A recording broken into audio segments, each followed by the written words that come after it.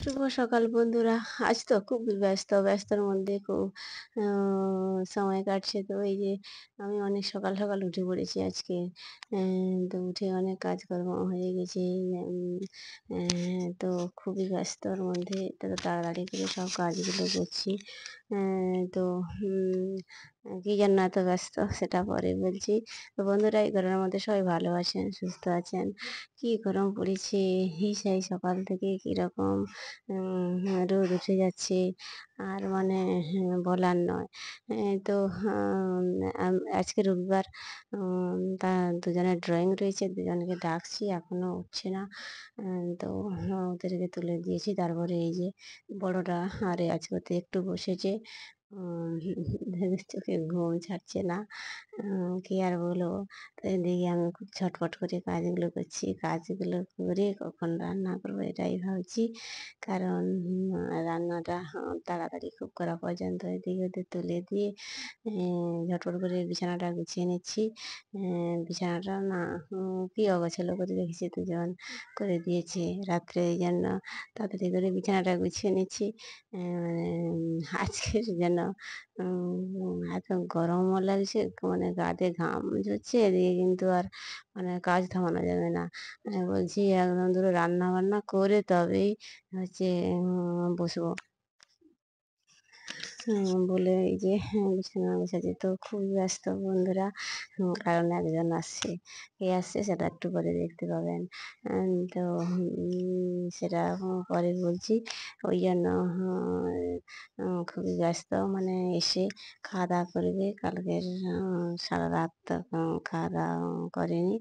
ওই জন্য এই খুব সকাল, সকাল উম উম ফোন করেছে যে গাড়ি থেকে নেমেছে তো এবার আসছে।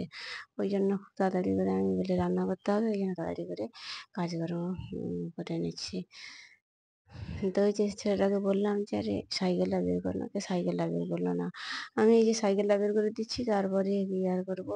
উম কথা না শুনলে আর কি করার আছে? তো তারপরে আমি আরো সব কাজ রয়েছে কাজগুলো সেরে আবার বাগানে যাবো শাক তুলতে। মানে আজকে হাতের কাজও শেষ হচ্ছে না যেন এটা করি না ওটা করি মানে খুঁজেই পাচ্ছি না। কি করবো কোনটা করবো? এদিকে এই কাজগুলো করলে না আ মানে নয়। কারণ এই গরমের মধ্যে তো প্রত্যেকদিন সব কাজ মানে সব কাজ মানে কি কম জন বাড়িতে থাকা হয়। এটা না করলে হবে এরকম বলে অবহেলায় পড়ে যাবে। এই যেমন আমাদের একটা জলের মগ হলে হয়ে যাবে। এই থাক বলে এরকম করে সব রেখে টেখে দিয়ে এই যেন মগগুলো মাজা ছিল না মেজে নিলাম।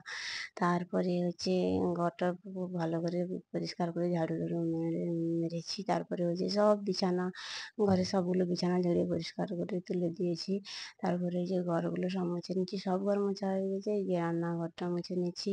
আম আর মানে খুব তাড়াতাড়ি করে মানে কাজগুলো করতে হচ্ছে। রান্নাটা কখন করবো? তো এই সকালে বাগানে গেলাম, পিছনে বাগানে। দুটো শাক তুলে নিয়েছি। সকাল, সকাল রোদ উঠলে পারা যাবে না। এই শাক ভাজা করবো। শাক ভাজা খেতে ভালোবাসে। বলে ওই শাক দুটো তুলতে গেলাম। তারপরে এই যে দুজনকে আবার ড্রয়িং এ করাতে তো এই যে শাক তুলতে গিয়ে খুবই আনন্দ হলো। ঝিঙে গাছ দিয়েছিলাম একটা নতুন ঝিঙে হয়েছে ১ম। তো সেটাও তুলে নিলাম। তো কি আর বলবো মানে খুব তাড়াতাড়ি করে শাক তোলা যাচ্ছে না। তবু দুটো শাক মোটামুটি তুলে এনেছি। এই আর বাড়িতে কিছু শাক রয়েছে।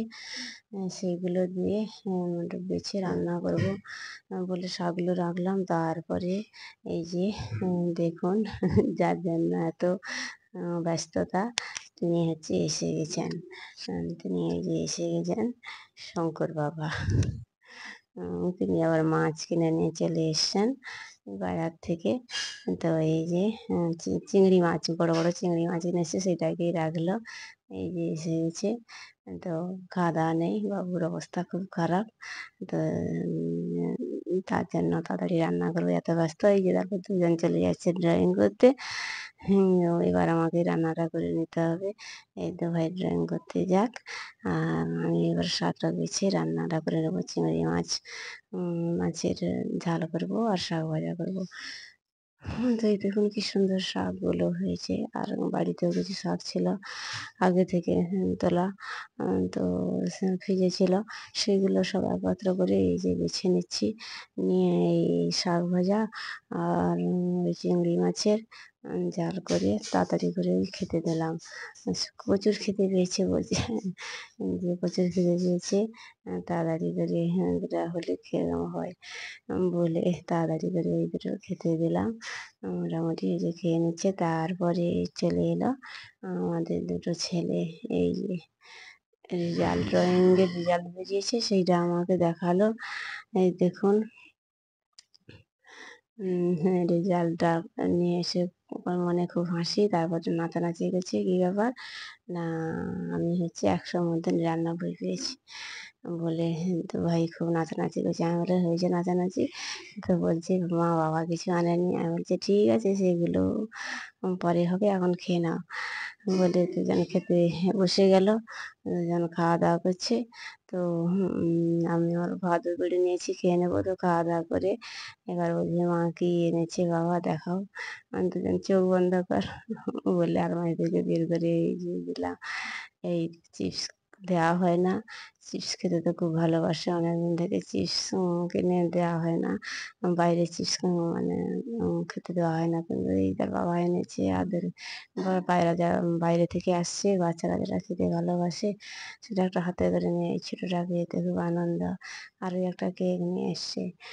তো চকলেট কেক দুজনের পছন্দ। তো আর একটা জিনিস শঙ্কু জন্য নিয়ে এসছে সেটাকে আমি খুঁজেই পাচ্ছি না কোথায় রেখেছি হঠাৎ ভুলে গেছি।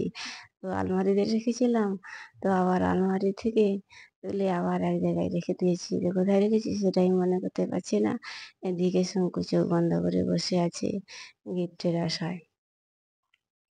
আমি আর মনেই করতে পারছি না।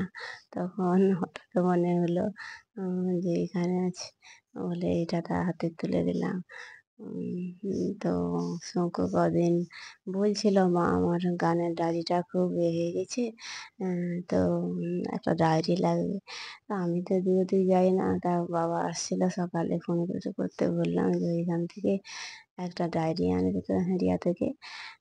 বলতে এই যে ডায়েরিটা ও তখন দোকান সেখানে খুলেনি। তারপরে এখানে এসে আমাদের কুঞ্জপুরে বাজারে কিনেছে। তো তারপর দুপুরে খাওয়া-দাওয়া হয়েছে। সবাই একটু ঘুমিয়ে পড়ছিল সেগুলো হয়ে তারপরে এই যে বিকেলে আমি বাগানে এলাম।